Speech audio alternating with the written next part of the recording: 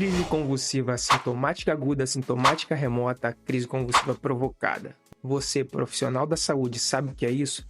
Se não, fica nesse vídeo que a gente tem muito o que conversar sobre isso. Bem, o passo inicial para a gente discutir um pouco do que eu falei anteriormente é identificar se de fato é uma crise convulsiva ou é uma síncope. Porque, afinal de contas, um dos diagnósticos diferenciais de crise convulsiva, epilepsia, é síncope. Então, vamos lá. Primeiro, tem pródromos? Teve pródromos ou não? Se você pergunta ou o paciente, se ele estiver bem para responder isso tudo, e a gente vai falar depois que talvez não esteja bem quando ele está em pós-ictal, ou você busca o histórico com a pessoa que realmente presenciou a crise. Pergunta como foi, se o paciente, de repente, ele começou a se sentir mal, a vista escureceu, teve sudorese profusa e falou que não estava bem e depois entrou no quadro de crise convulsiva. Isso fala muito a favor de síncope. Geralmente, crises convulsivas, elas não têm pródromo, na maioria das vezes. As síncopes, sim, elas vêm precedidas desses pródromos, desses sintomas visuais, dessa sudorese. Seja ela a origem qual for dessa síncope, geralmente vem precedida de pródromos. Primeira coisa, teve pródromos, fala mais a favor de síncope do que crise convulsiva. Segunda coisa, um pós-ictal, um estado confusional do paciente depois da crise convulsiva. A gente chama de estado pós-ictal. Geralmente na síncope, isso dura entre segundos a minutos. Esse estado ele é meio confuso, não se lembra muito bem do que aconteceu. Quando nós estamos falando de crise convulsiva, isso pode durar minutos a horas, esse estado pós-ictal. Então isso já vai te direcionar o seu raciocínio se foi síncope ou se foi crise convulsiva. E aí quando a gente fala daquela velha máxima bem caricata, bem estereotipada, que é mordedura de língua, liberação esfincteriana e os tremores, isso pode ter nas duas situações, tanto na síncope quanto na crise convulsiva.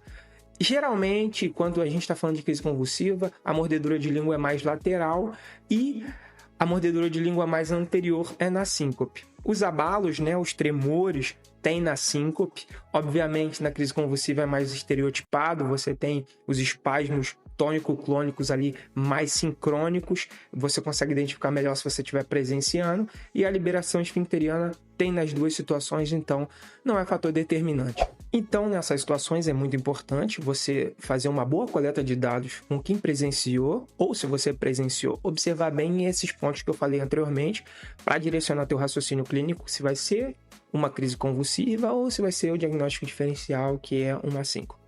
Uma vez estabelecido o seu raciocínio clínico, excluído o diagnóstico diferencial, a gente pode começar a conversar sobre o que eu falei. Crise convulsiva provocada, sintomática aguda, sintomática remota ou epilepsia, enfim. Aqui eu tô te falando não como só estudante de medicina, mas sim como um profissional da saúde que já trabalhei com isso no SAMU, já manejei esse tipo de paciente. Obviamente, não sozinho, com uma equipe inteira por trás me orientando, de médicos, de profissionais enfermeiros, me auxiliando, e a gente conseguiu dar o melhor manejo para esse paciente. Então vamos lá. Primeiro, a gente vai falar das crises convulsivas provocadas, aquelas que não é de fato no cérebro, não é de origem neurogênica, e sim outros fatores que estão desencadeando esse desarranjo, essa crise. Exemplo, hipo- ou hiperglicemia, distúrbios do sódio, ureia, creatinina, magnésio vai provocar intoxicação por álcool, por cocaína, crack. E aqui eu chamo a atenção o carro-chefe. Já tive várias vezes pacientes assim, abstinência alcoólica. Paciente que está de 6 a 48 horas sem ingerir álcool, geralmente cursam com essas crises convulsivas também. Passou disso não é considerado abstinência, mas de 6 a 48 horas é o período que a gente pega esse tipo de paciente. E também algumas medicações, antibióticos, antidepressivos. A gente também tem alguns analgésicos que vão provocar a crise, então observar essas situações. 2. Crise convulsiva sintomática aguda. Nome grande, mas fica tranquilo, eu te explico com exemplo o que pode ser isso.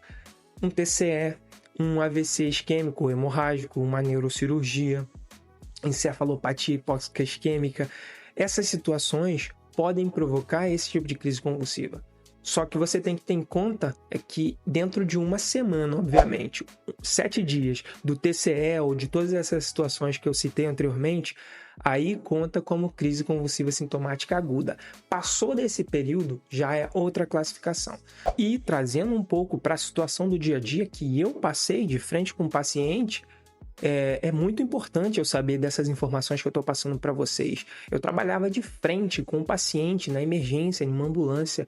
Então, quando eu ia dar o feedback para o médico por telefone, eu falava: ó, doutor, é o seguinte, é uma crise convulsiva provocada, é hipoglicemia. Ah, Leandro, então faz isso. E eu seguia a conduta dele, obviamente. Ou, não, doutor, é uma sintomática remota, que tem um TCE prévio, ou é um paciente que teve um AVC num ictus aí de menos de 7 dias.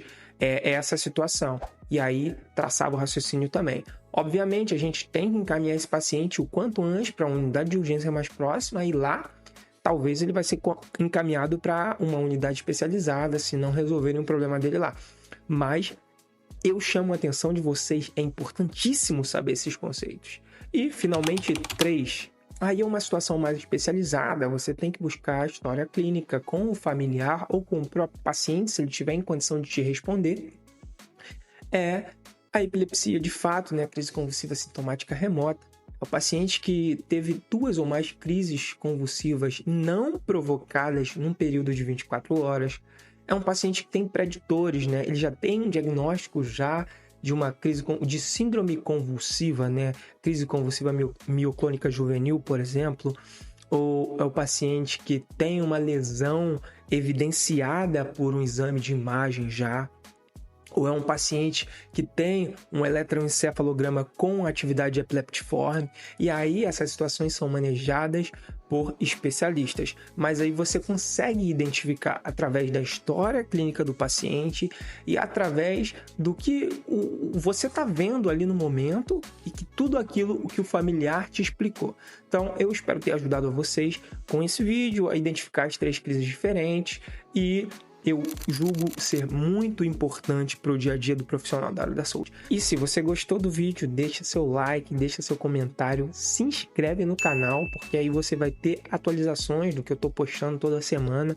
Quero deixar conteúdos técnicos científicos aqui atualizados para que ajudem a vocês profissionais da área da saúde ou a você que é entusiasta e gosta do assunto. Tamo junto, um abraço.